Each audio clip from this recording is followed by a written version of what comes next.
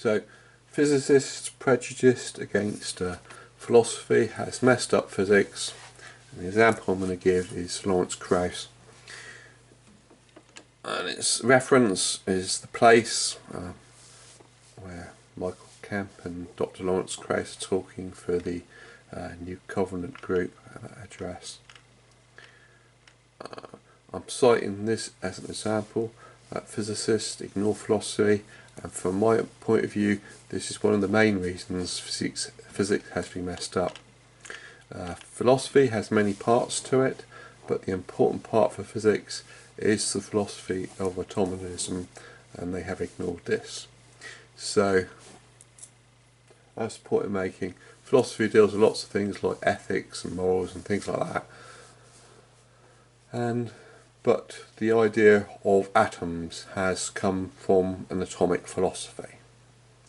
You go back to the ancient Greeks, they have the idea that there are these small uncuttable particles called atoms, or what they called atoms, and that was used to build up the world of nature around us, and from that atomic philosophy much of modern physics has been built, and they ignore that. They ignore the atomic philosophy upon which they are doing physics from.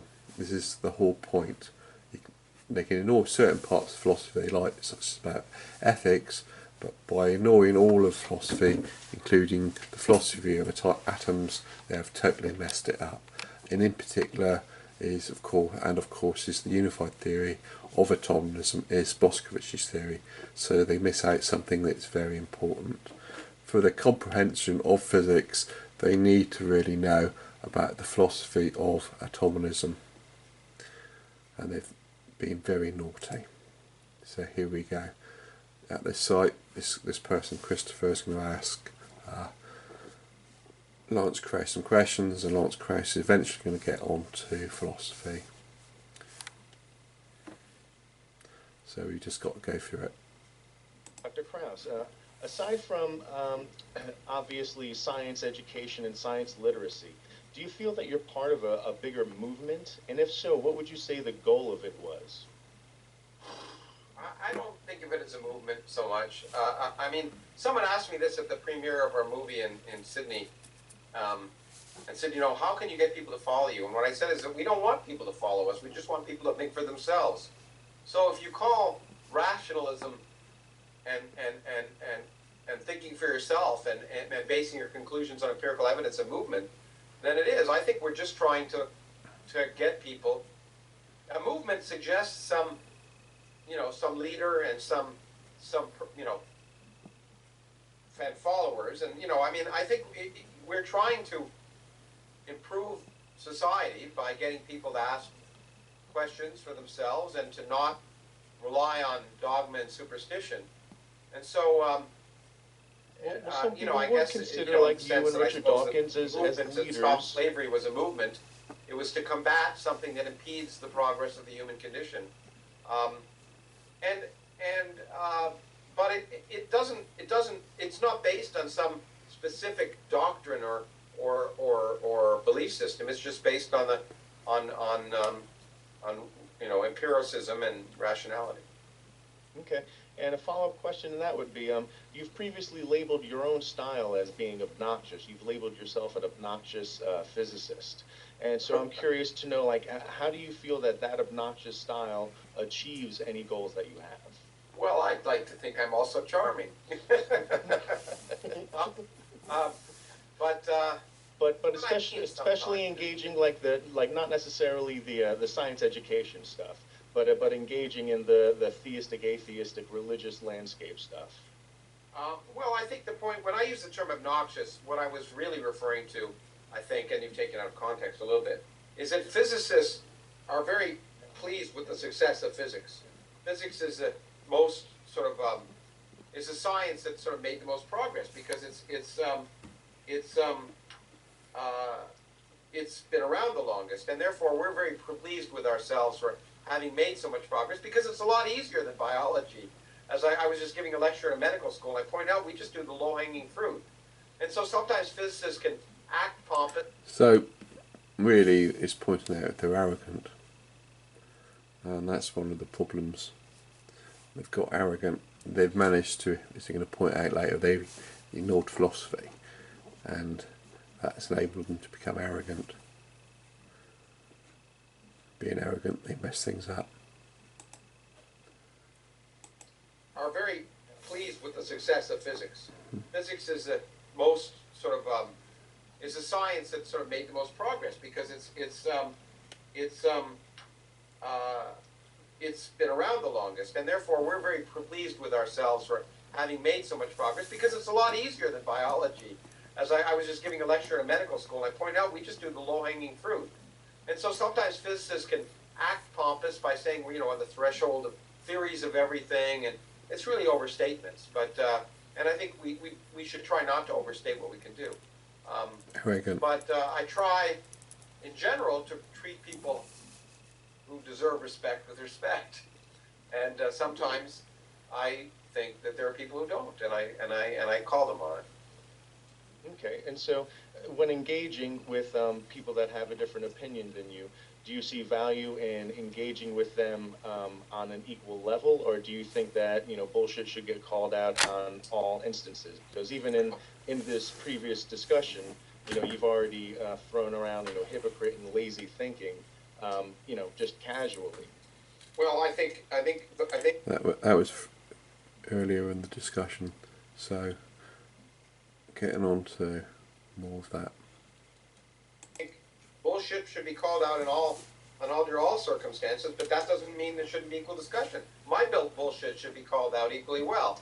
I think we shouldn't tolerate nonsense in the public sphere because he points out his bullshit should be pointed out. And so that's the sort of thing I'm trying to do here, basically. I'm doing these little video clips pointing out bullshit. We do too much, and I think we need to be willing to speak out against nonsense and injustice, but I think it should be equal footing. But I do think, obviously, discussion and difference of opinion, of course, should be on equal footing. But if someone says something wrong, if you say the Earth is flat, I'm going to say no. You can believe it, but you're wrong. Mm-hmm. And so, but where is the balance? So as a scientist, I'm sure that, you feel that, at least I'm hoping you feel like as an honest broker, you're putting information into the intellectual commons that once it's in the intellectual commons, people can do with it what they will.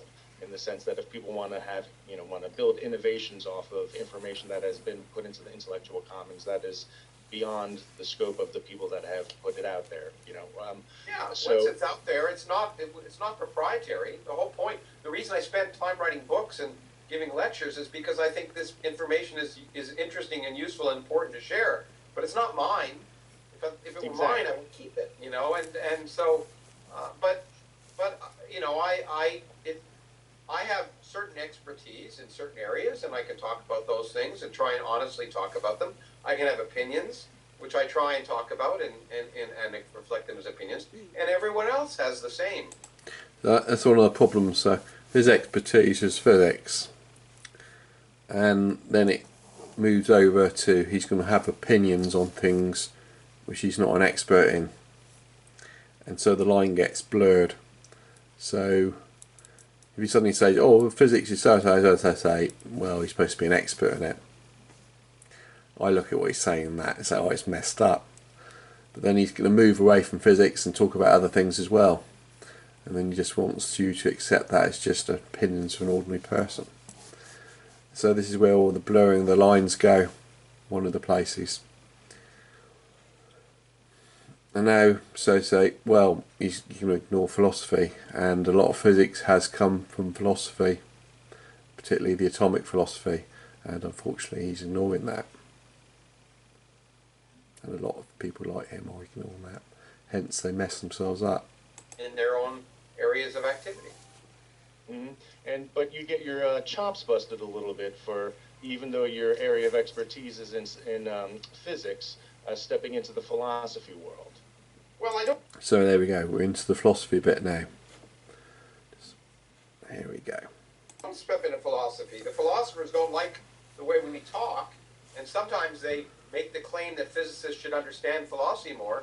And what I say is well, first of all, I have read philosophy, but what I would say is that that's fine. The proof of the pudding that we don't need to understand philosophy to do physics is that we can do physics without ever reading the philosophers. And it just happens that almost all the physicists I know don't read any philosophy, and then they don't find it particularly useful for their physics. I'm not talking about ethical issues or moral issues or issues of consciousness or areas where science really is grasping at straws right now. I'm talking about physics. And so, yeah, I try not to talk about philosophy, except in the context, except that philosophy in a general sense, of course, physics was natural philosophy. Philosophy, in my mind, at its best, is taking empirical evidence, which science provides, and applying rational thought to it, which is what scientists do, but philosophers can do that too. And there's nothing. And so, in that sense, when I talk about taking the implications of what we see in the universe and asking what their logical implications are, I guess I'm doing philosophy, but I feel perfectly competent to do that. That kind of philosophy, at least in the area of where my own expertise is. So there you go, totally messed it up, because physics is really just a bit more than that. Because you are on physics, you're based upon the philosophy of the doctrine of atomism, the idea coming from the ancient Greeks that physical reality is made from particles, and they are not really addressing that. Meaning, it's all right for them to say they're not going to be interested in things like the philosophy of ethics and morals and all so forth, but they do have a philosophy. They have a philosophy of atomism, which they should be addressing. And if you read some of it, if it can be cleared out, it goes back to things like in India, and it goes back to talking about the 4th century Buddhist atomism. So 4th century BC. So it goes back a long way. That's in India bit. Then you got the Western atomism, and it goes back to Democritus and people like that in the 5th century BC. So this is what's been built up. And if you go down, Aristotle dealt with it. Then it was Descartes. And then we get down to this person who's very important from my point of view. He's Roger Boscovich, 18th century. He provided the first general mathematical theory of atomism, utilising principles of Newtonian mechanics. So that is a very important bit, and they've missed that. They've ignored it. And here's the person here on Wikipedia, Roger Boscovich. I have done videos now on Boscovich. I've got Professor Dragoslav talking about it and so forth, and it is very important to physics. And if these people like Lawrence Krauss are ignoring the relevant bit of philosophy, then no wonder they are then messing up physics.